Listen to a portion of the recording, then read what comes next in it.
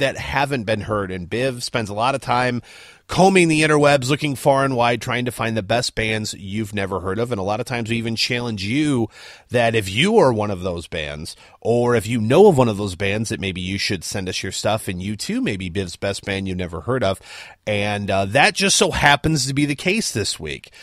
So really excited to tell you more about them. But this is Biv and his brainchild, known as Biv's best band you never heard of. So Biv, tell us a little bit more about the best band we've never heard of. Well, you know, Ben Colton of Neverworld did exactly what you just said. He reached out to us. He sent in his music from his band Neverworld, the CD Dream Snatcher, and he said, "Hey guys, listen to this and see what you think." Well, we did exactly that, and you know, I have to say that I was very happy with the CD because it paid homage to the classic metal sound, but it also had enough originality to it that it was worth listening to, I think, several times over. And I think it's something that, there will be several songs from it that will stay in my rotation. But Ben, I had a chance to talk to him a little bit this past week. And, we were just kind of chatting and kind of getting to know a little bit about the band and kind of his angle and where they're coming from. And, this isn't their first CD, Dream Snatcher, but it is... I think it's what's going to put him on the map. But he also explained to me that he does a charity project called All Seeing Eyes that it helps raise money for cancer research and cancer victims. And he lost his father to cancer, who was only 55 years old. Oh, wow. And so he did a charity project a few years ago with members of Crimson Glory and Air Raid and a couple other bands.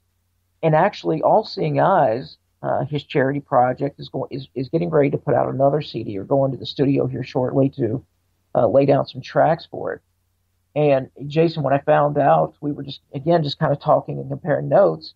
One of our favorite guys and our guest on episode 3, Kim Olison of Anubis Gate, if their schedules line up correctly, Kim is going to do a guest spot on one of those tracks on that new CD. Awesome.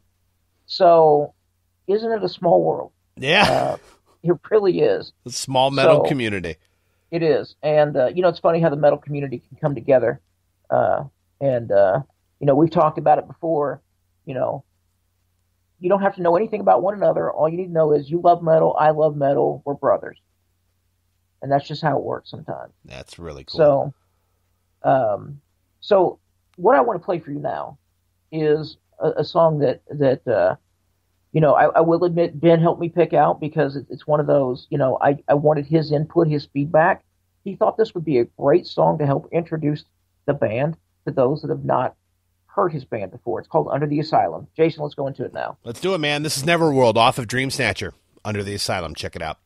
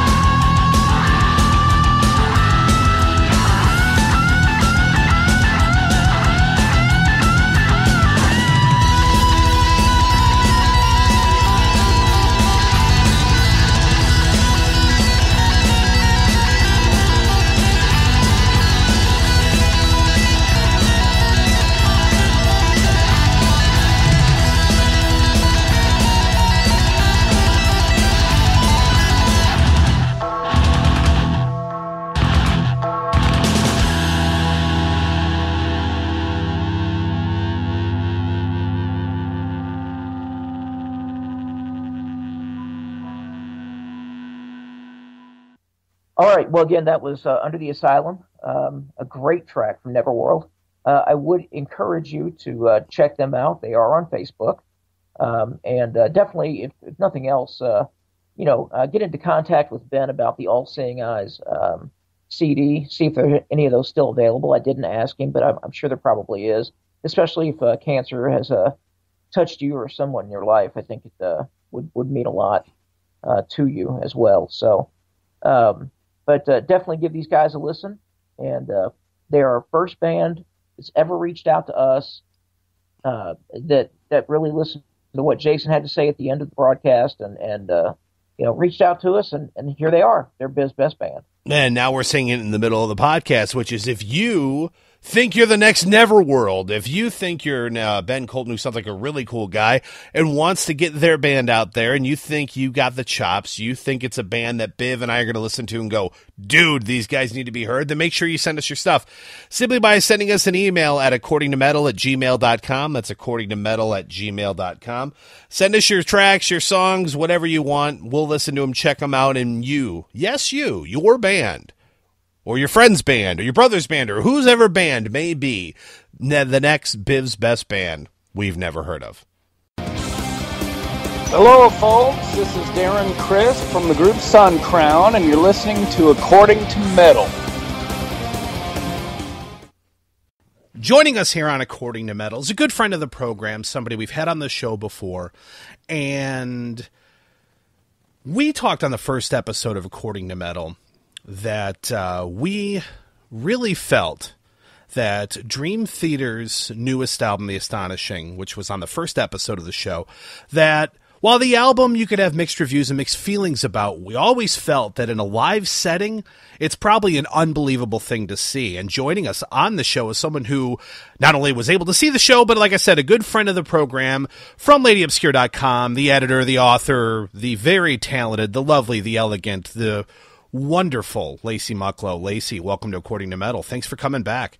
You're welcome. Thanks for having me again. We didn't scare you the first time. That's crazy. So you've seen not one, but two shows that I'm really interested to talk to you about. I know Biv is as well, and I'm sure a lot of the listeners are too. But like I said, in the first episode of According to Metal, we reviewed The Astonishing. And, again, months later, I still go back to it. And yeah, it's one of those albums that, we're not just talking a concept album. We're talking a story. We're talking that every track bleeds into the next. I mean, it's not like it's a loosely based concept album. I mean, this is it, like it or not. This is it, what the album is.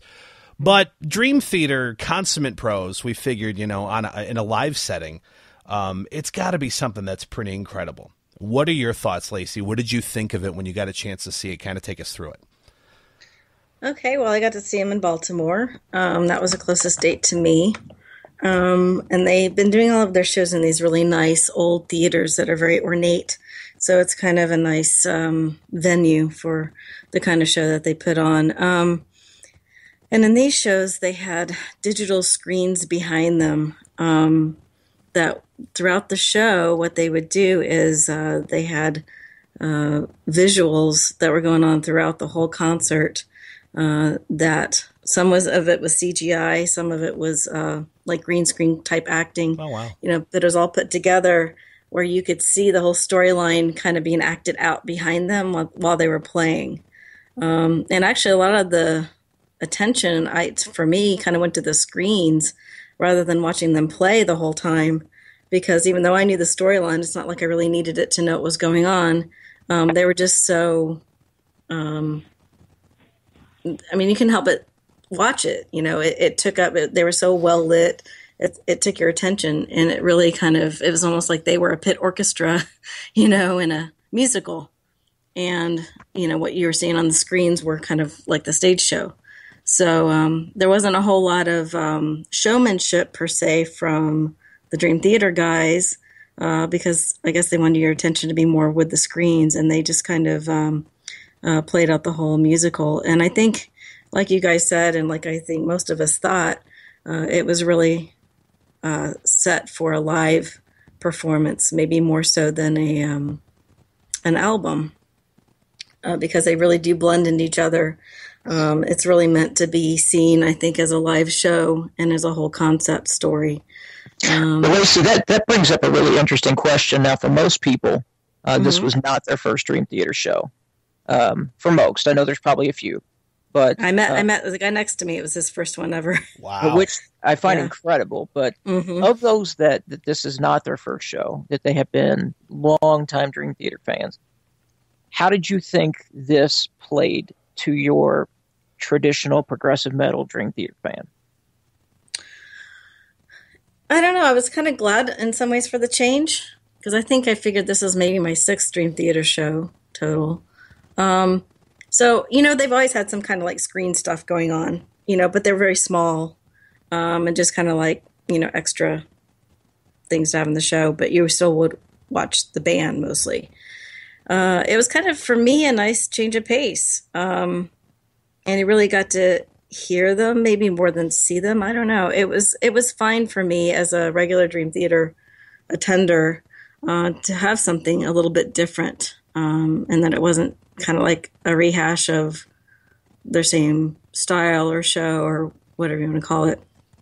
I was happy with it. And I think for the first time, Dream Theater showgoers, I know a lot of people were impressed. I know, like, in my particular concert, there were people, I think the orchestra section was standing the whole concert.